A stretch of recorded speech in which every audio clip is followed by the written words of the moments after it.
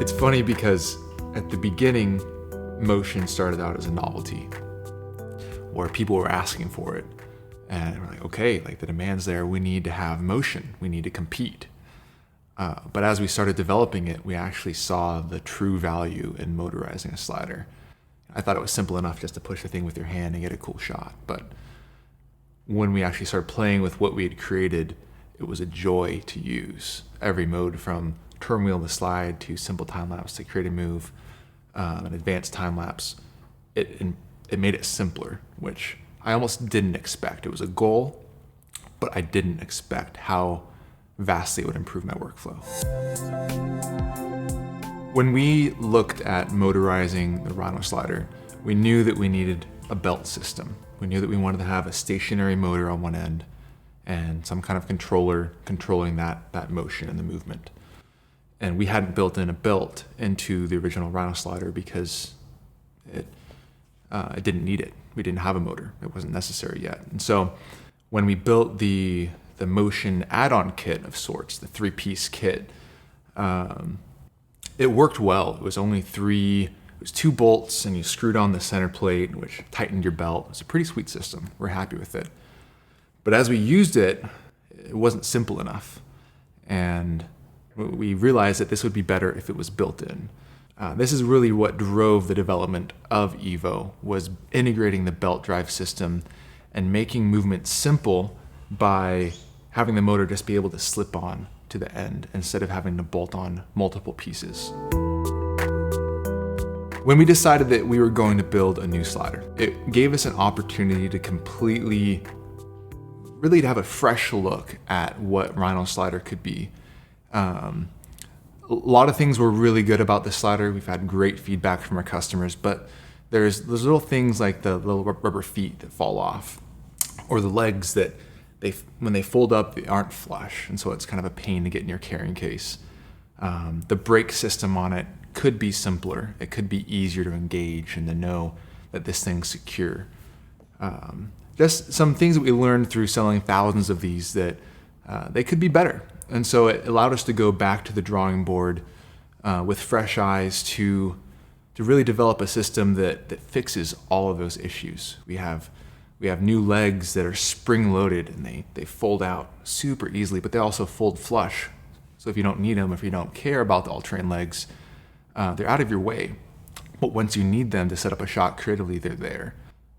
The brake is so easy to use. It's literally half a turn instead of fumbling around with this thumb screw to get your carriage to stop. We also integrated these cool indexing marks on the legs. Before, the teeth were so fine that it was actually hard to know if they were at the same height. And now you know there's 3 set positions that we recommend, and so it's easy to level it. Every time I set it up, I'm actually really excited. I love the spring-loaded feature. I love how the feet level. Almost taking myself back out of the designer's chair and using a product we've made, and it gives me a lot of joy. It's cool. We want our gear to be versatile. So a modern filmmaker shoots many different kinds of videos, whether it be a documentary one day or a corporate interview or a product shot, or even a narrative film if they get lucky.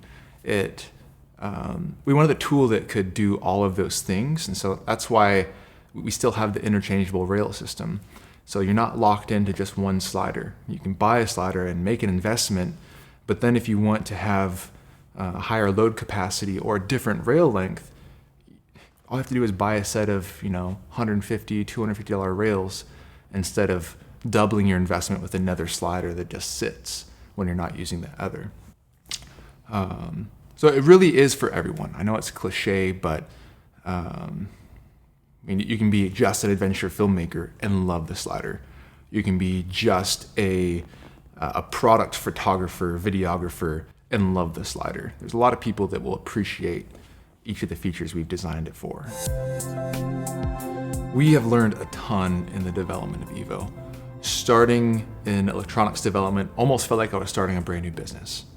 We had none of the supply chain, none of the employees. We had to start from the ground up. But that also allowed us to have a very fresh perspective on motion control and electronics and how you integrate a system. And in the embedded development of the circuit boards and the different components we chose, we actually developed a really unique and a really good system to build upon. And two of those that are really exciting are the magnetic encoder and the stepper driver chip, and I'll elaborate a little bit. When we decided that we want to control live action moves with a wheel, we tried a ton of different knobs, and they were all optical encoders, meaning that they're limited by little physical detents they couldn't be fine or resolute enough to have very smooth motion. So we threw them out. And we found this new technology called magnetic encoder technology, where we literally rotate a magnet over a computer chip. There's actually no touching of the two components. And the computer chip senses the change in magnetic field as we rotate the knob. And this allows us to have an ultra precise, we call it highly responsive knob that we couldn't achieve in any other knob we tried. So that is really exciting because it opens up, before you had a little joystick, right? And you're turning it, it's all analog and you move it left and right, and that's what you had for live motion. But this opens up, we can navigate menus really, really quickly. And the fact that we can also push it in to command the controller to do things is awesome. So that's exciting to implement in future projects. Also, we learned a lot about stepper motors and stepper drivers. And a driver is specifically the chip that communicates and applies power to the actual motor. And the way we communicate to it is really smart. It allows us to sense where we are on the actual slider track, so we never run into an end. And it also applies power in a very smart way so that it conserves battery life. So we're not using power when we don't need to. We don't need to pull a 15-pound camera if we're not pulling a 15-pound camera. And that just helps. That helps the usability of the unit because you don't have to charge it as often. So those two key technologies that we implemented are really exciting to put in the future products and future development. So I'm personally really proud of what our team has come up with and what we've created. It's really a joy when we've been filming all of our promotional content and we pull in filmmakers to help us do it and they get experienced motion for the first time or even flywheel for the first time. It's that they're shocked, they're elated. It's a joy. It's almost like this is so easy, but it's so enticing to play with and to use as a tool. Even looking at this camera, panning around me and ramping and looping so that you don't have to do two jobs at once is amazing. That's what we wanted to do. It's about simplicity. It's about moving stories, and that's what we've created.